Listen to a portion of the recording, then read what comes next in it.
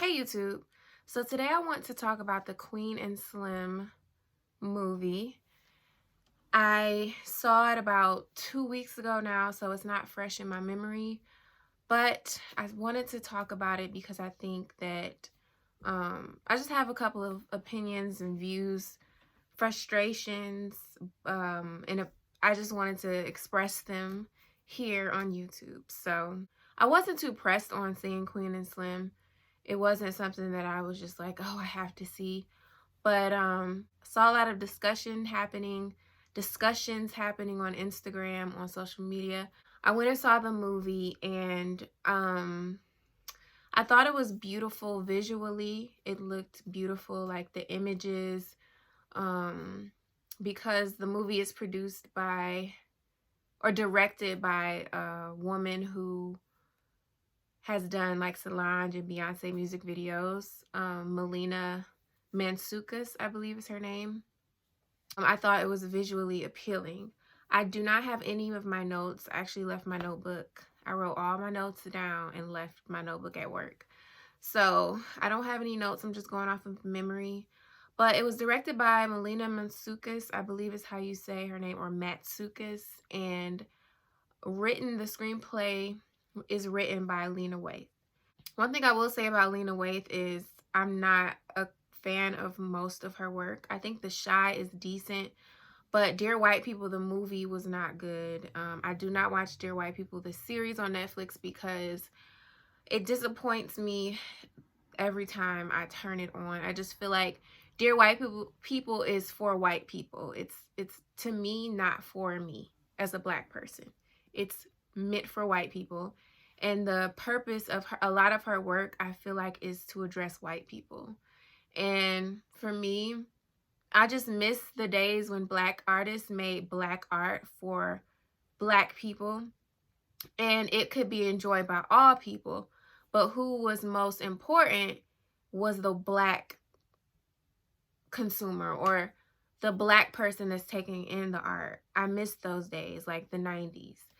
But currently, I feel like a lot of the black art that's coming out by black artists is not meant for black people, or it's meant for black people, but we're like a casualty in the whole thing, because I feel like Queen and Slim was traumatic.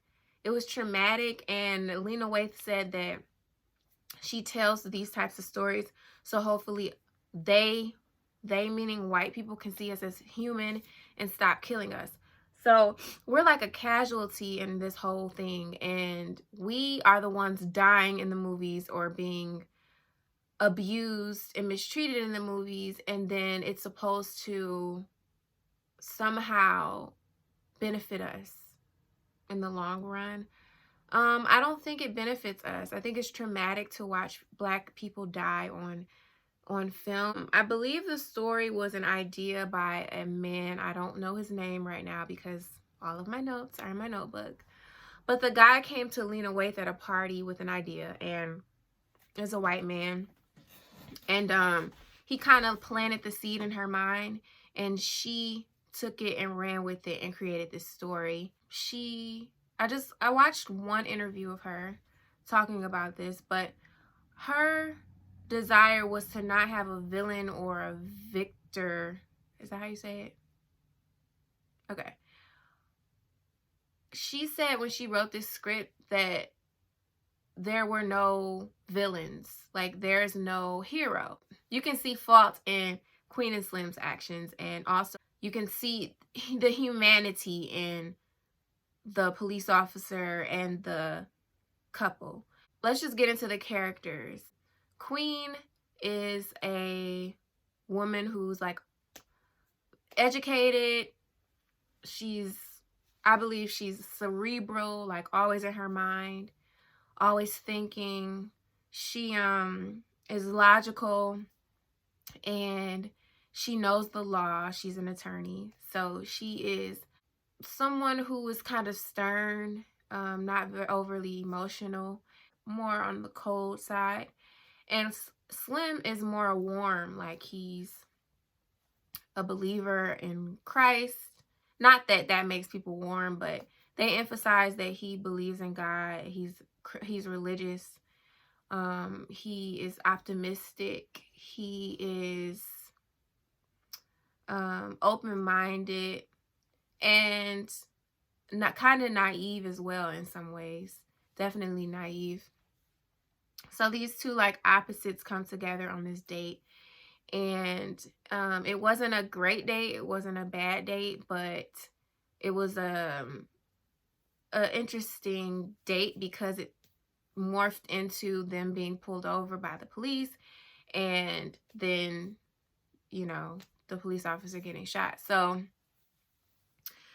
Queen and Slim, to me, this was like a love story gone wrong. That's something that the two women emphasize, Lena Waithe and Melina. They emphasize that this is a love story, but it's also a protest story, a protest art.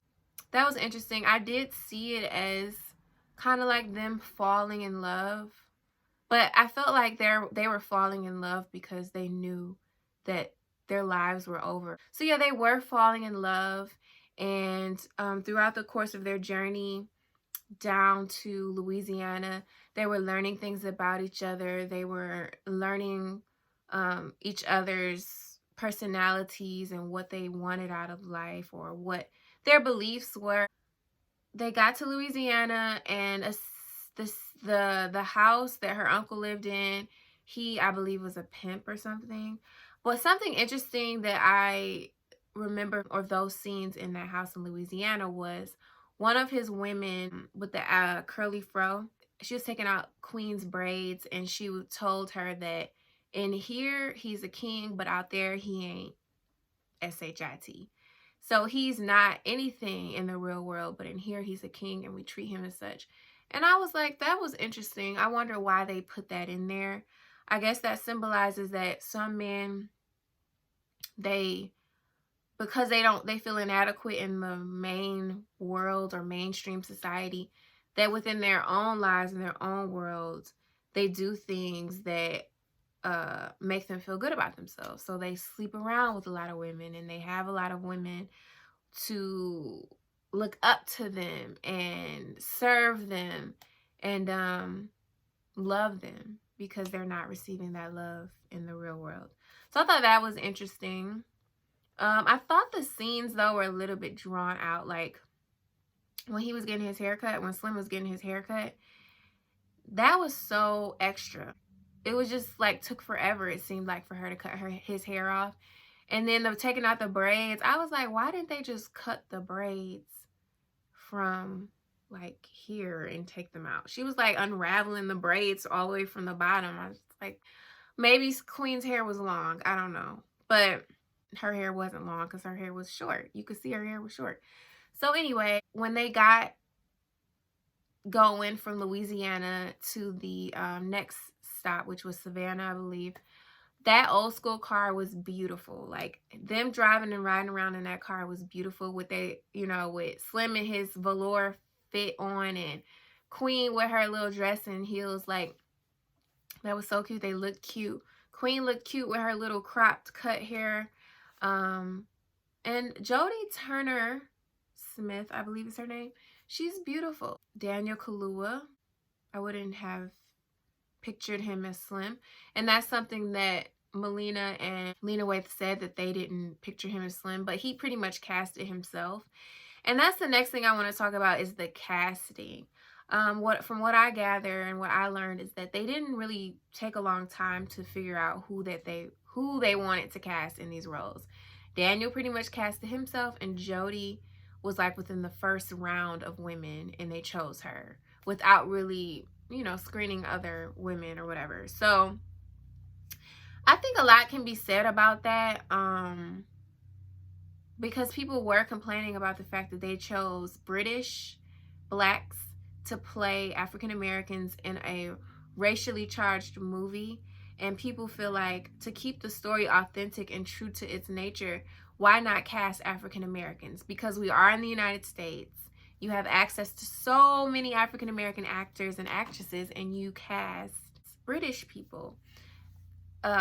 you cast an African who's British and a Jamaican who's British. I really think it's because they just didn't put in enough energy and effort into picking people to play these roles. Daniel Kaluuya is a recognizable person. He was in Get Out. And Jodie, well, I don't know if she's recognizable. I haven't seen her in anything. I think that there is definitely an argument to be made about the casting of these British people in roles that are written for African Americans. Samuel L. Jackson, he was interviewed and said that it would be interesting to see African Americans in these roles and see what they can bring to the table given their experience in this country and their experience as African Americans. What would they bring to the table? And I think that that's a valid point to make. I'm African American and I'm not an actress, but I think when I was watching Queen and Slim, like Slim specifically, I just couldn't understand some of what he was saying. Daniel Kaluuya, his accent, his like American Cleveland accent that he was attempting to put on in this movie, at some points I just couldn't understand what he was saying. It was like mumbling. I mean, he did a good job. She did a great job. Like, I'm not trying to take away from their skill set. Like, they have the skills.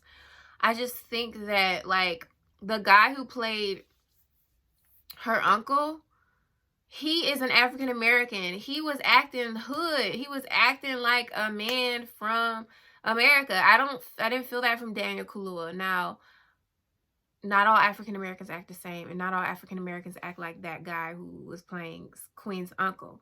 But just Daniel's swag is very, like, I know he's not African American. Maybe it's because I'm African American, but I know he isn't. There's something about him that gives me vibes that you're not African American. Like, you can be from America and still not give me African American vibes. Jodie, she's from America. Her family's from America. They're from this North America, Jamaica. But she was raised in the UK, and she doesn't give me African American woman vibes either. But that's because I'm an African American. And I grew up in an African American environment and went to Black African American schools. And so for me, and for people like Samuel L. Jackson, who is in his 70s and is an African American, went to HBCU and is, like, he is just like, he knows. We know. He knows. And Spike Lee had, and She's Gotta Have It, an episode with the whole African American British argument. But I feel like if people on Twitter are going to cause a scene and make a fuss about Scarlett Johansson playing an Asian woman, then why can't African American actors or people who are African American say, hold up, wait a minute, you just casted these non-African Americans in this role as an African American? Because it's not cool when people are playing people that they aren't. It just isn't. Like, Egyptians being played by white people, and even African Americans playing Africans in movies.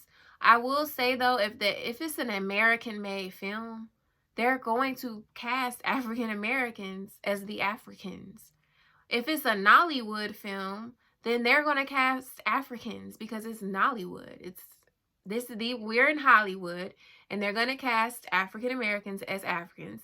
So these movies backed by these large film studios in America, they should be casting African Americans, just given the fact that we live in a country where there are classically trained African Americans who go to Yale, who go to Juilliard, who go to NYU, who go to schools and get classically trained. You just have to put in the time and effort to look for them. And I don't feel like they did that with this casting with Queen and Slim, because they they blatantly said that, like, we casted Daniel Kaluuya, who casted himself. We didn't even screen anybody else, not screen, but they didn't even audition anybody else for his role. And then they didn't audition that many people for the queen role. So I think that all the people have to do is put in, all these creators have to do is just put in a little bit more time and effort. But it's easier to just go with a British person because of this assumption that they are classically trained. Ava DuVernay has said this. She said that British people tend to be trained in the theater, and Americans tend to be commercially trained. So they don't have that same experience. And Jordan Peele, I was just doing some research, and he was like, he would have loved to cast an African American as the star of Get Out. But he said that the struggle, the worldwide struggle that we as Black people experience, that's what connects us. And that's another point I want to make. We don't only experience struggle in our world, in our life.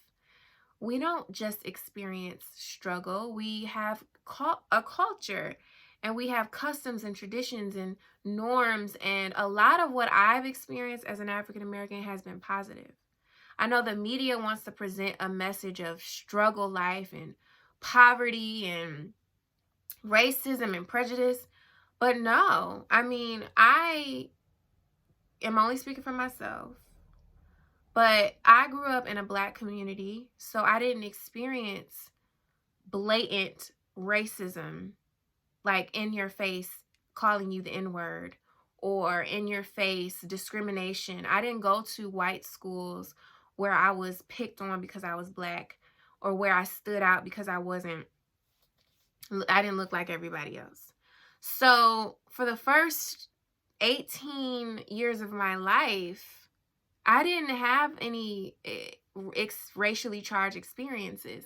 When I went to a white university, that's when stuff started to go, south. And when I started to adventure out into other communities with white people, that's when I started to maybe experience some racism. But overall, if you living in your own communities, you will experience environmental racism or structural racism, systemic racism, because you will experience those things, but those are not in your face and blatant.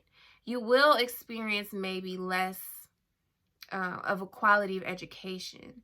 But for me, I went to pretty good Black schools. I just feel like the struggle, yes, it connects us, but that's not all that we experience in our lives. And Jodie Turner-Smith was interviewed, and she said that, when I walk into a restaurant, people are not going to look at me and say, oh, she's British Black, she's different. Or if I get pulled over by the police are not going to say, oh, she's not like the other Blacks. Well, they actually might once they hear you speak, but our experiences are more richer than that. They're richer and more vast, and we don't just get pulled over by the police and get stared at or stared down by white people. Like, no, our culture as an African American community, we have a beautiful, wonderful culture. It's more than just hip hop. It's more than just being pulled over by the police. It's more than just discrimination and struggle. Like, we have a beautiful culture. Jamaicans and Caribbeans have beautiful cultures that we get to see put on display when they have their carnivals. And South American Blacks and Central American Blacks, they all have these beautiful, wonderful cultures that get celebrated for more than just their struggle. But I feel like for African Americans, the only thing that people want to talk about with us is either hip hop, or that we get pulled over by the police, or the civil rights movement. Like, we're so much more than that. And I feel like that shouldn't be what connects us. What should connect us to other Black communities around the world, is our shared language, even though we speak different languages, but our shared foods that we eat, and the way we like to dress and express ourselves through our attire, and the way we dance and sing, and our spirituality. I feel like that's what should connect us. And that's something that I did not agree with casting other ethnicities of Black, or other cultures of Black people. I guess I'm saying that right. That's not what I feel like should connect us. That's a part of what we experience possibly in our lives, but that's not what should connect us. What should connect us is the joy that we experience. The negative things we experience, that's a part of it too, but that's not what we are, I feel like, experiencing the majority of the time. So I give this movie, if I had to rate it, I give it a 6.5. And because some things were a little bit unrealistic, but that's, that's a movie, right? The things that I wanted to be unrealistic, like them getting away and getting to Cuba, like I wanted that. I wanted that fantasy. I wanted to see them get to Cuba maybe 10 years later with a family and little beautiful babies running around. Like, that's what I wanted to see. I wanted some joy. I don't like that we have to get our love stories through pain. As African Americans, as Black people, Black love stories are few and far in between. We barely get them. And when we do, somebody got to die or go to jail. I enjoyed If Beale Street Could Talk. I actually did a review on it. So I did a review on it, but and I would rewatch it, but it's painful. Like, come on, like, can we get Black love stories where the Black people are just loving each other? And yeah, of course it's gonna be some drama and some conflict. Like, that's what a movie is all about. But can we get some joy at the end? I wanted some fantasy in this movie. I wanted the fantasy of them being in love and them surviving to be a thing. I didn't want the reality of them dying.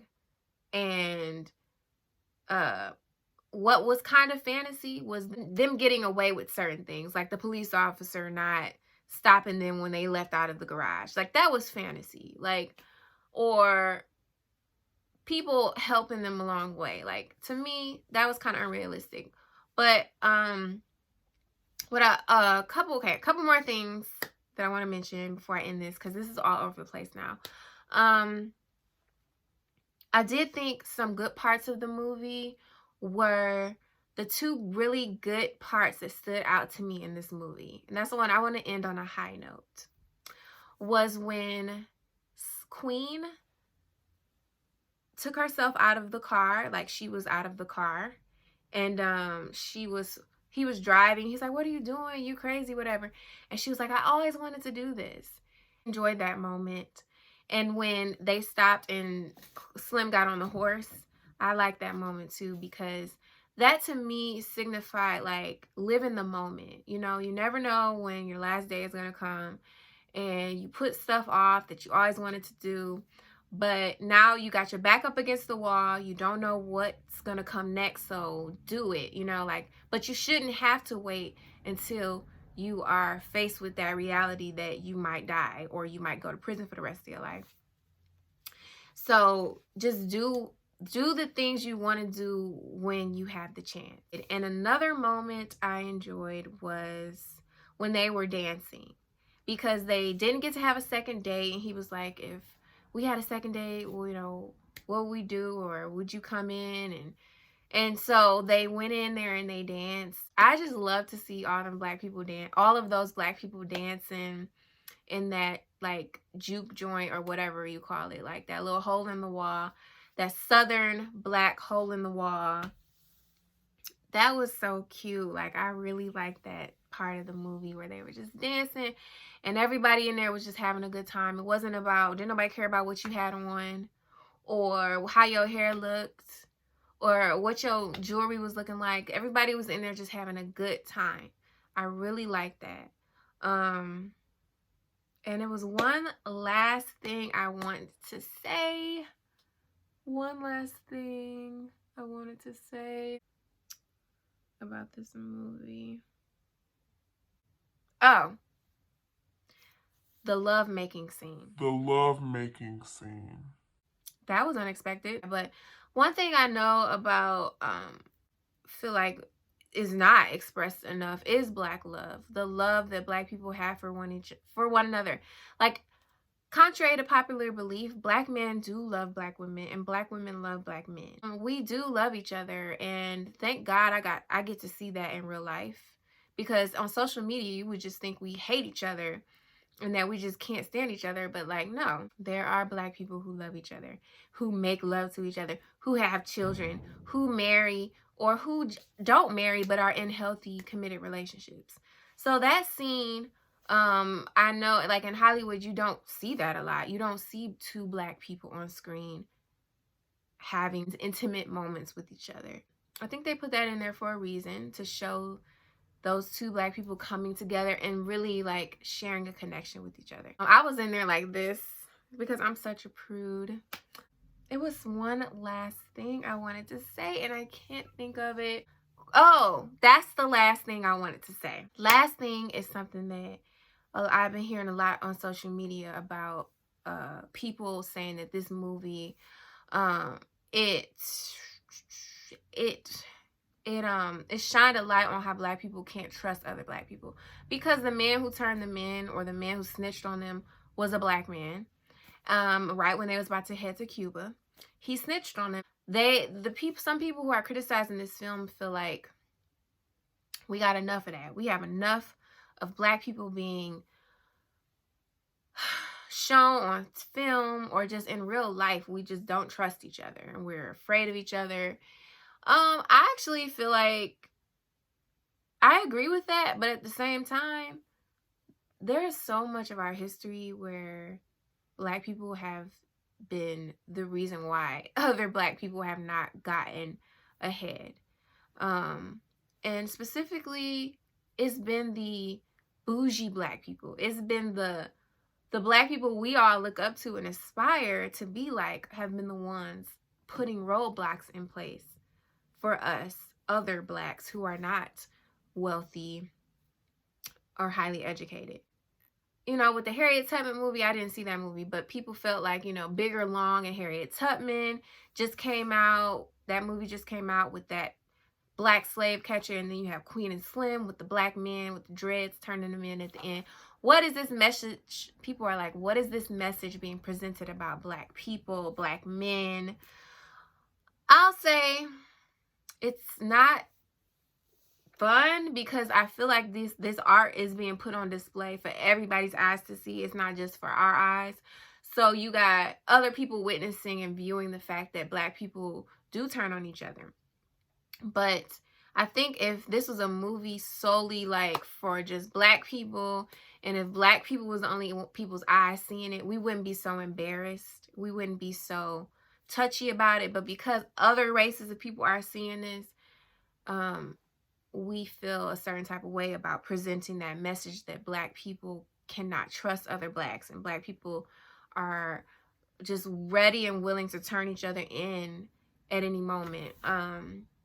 But I get both sides. I do get it. I feel like there is enough of that happening where black people are constantly being presented in movies, on social media, in reality TV, as people who cannot be trusted by all people.